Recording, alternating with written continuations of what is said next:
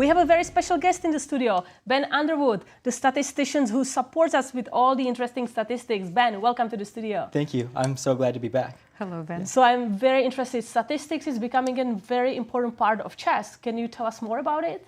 Sure, yes. I have loved gathering these numbers and looking at the different aspects of the game of chess and all of these players and combining certain metrics to see how these players play, not just how good they are, but how they perform in different scenarios and things like that. So who's better at opening preparation or end games and things like that, I think. As soon as we can understand more those statistics, we'll understand chess better and these individual players. So I'm curious, when you are collecting statistics for this major tournament, do you weight it differently a win in the, let's say, blitz game or classical chess? How is that specifically done? Yes, each tournament that I do projections on, I look at different metrics and weight the performance of the players in a different way. So a lot of these major tournaments, I will look at ELOs, I'll look at head-to-heads, and I'll look at performance ratings. For this Cairns Cup, some of these players haven't played each other very many times. I know Carissa and Alice have maybe played a lot of these players once, if at all. So this one, I decided to just go without head-to-head and look at their ELO and recent performance. And, you know, with the exception of Alice performing so well, the rest of the numbers have really sort of fell in line with those recent performance and ELOs. So maybe let's take a look at the pie chart to see the pre-tournament chances, and then we can talk about it more.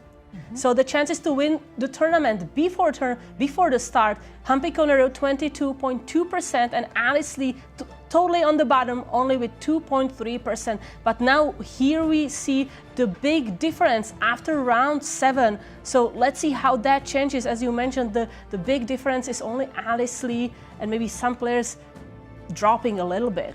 But I know, Almira, you have a lot of questions about that. Yes, I have a lot of questions, especially about the variables that you input. Please tell me about this. Yes, so as I'm usually doing head-to-heads and recent performance ratings along with ELO, I've gone away with head-to-heads and now have stuck to now 3, which is current ELO live rating, and then performance rating of their past tournaments, and now performance rating of how they're doing here. So Alice, of course, now at 24%, she's performing well above what you would have thought, so that weights her a lot better than maybe I would have expected pre-tournament.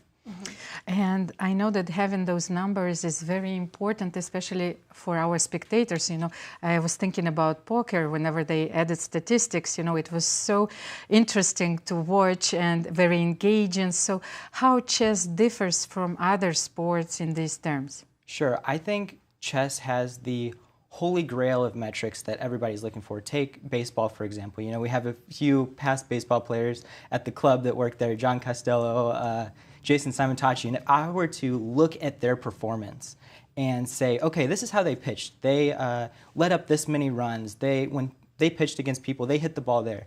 You can combine all these metrics together to give a sense of how good of a player they are.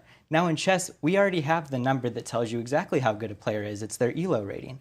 So now you get to work backwards from that perfect metric and look at the different variables that may make a player who they are and how good they are by that ELO rating. And you constructed another interesting charts for us regarding the performance in the past 4 tournaments, if you can tell us more about it. Sure. So this is the average performance ratings of each of the last 4 classical tournaments that these players have played. You can see Tan at the top there with 25.62 and Humpy at 25.54. Of course, Tan had just gotten back from the World Championship, and even though she lost, she still performed at a very high level in comparison to some of these other tournaments. And I see that Alice Lee, she had some bad tournaments because 23.52 is a very low performance for her.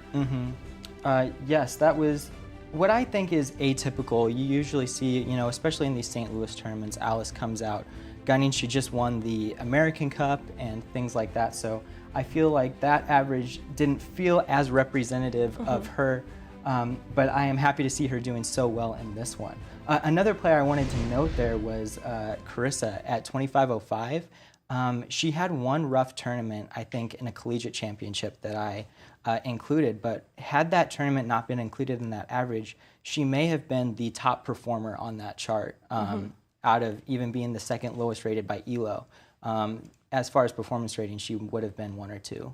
Wow, you have a lot of insights into these ratings, and you know a lot of the players. I was thinking about Kubrick's Space Odyssey, you know, and about the scene when the computer hall it was playing chess. And my follow-up question was, will we be able to input emotions into this algorithm or not? I'm working on that.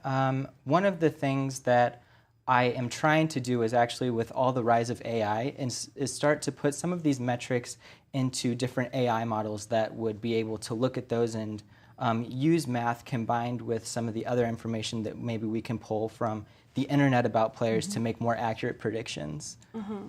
And I have one more question, because you not only do statistics for the St. Louis Chess Club, but you also are social media specialist this time. Yes. What is your role exactly, and how do you enjoy it? I have gotten the privilege of taking over the social media accounts for this tournament, and it has been so fun.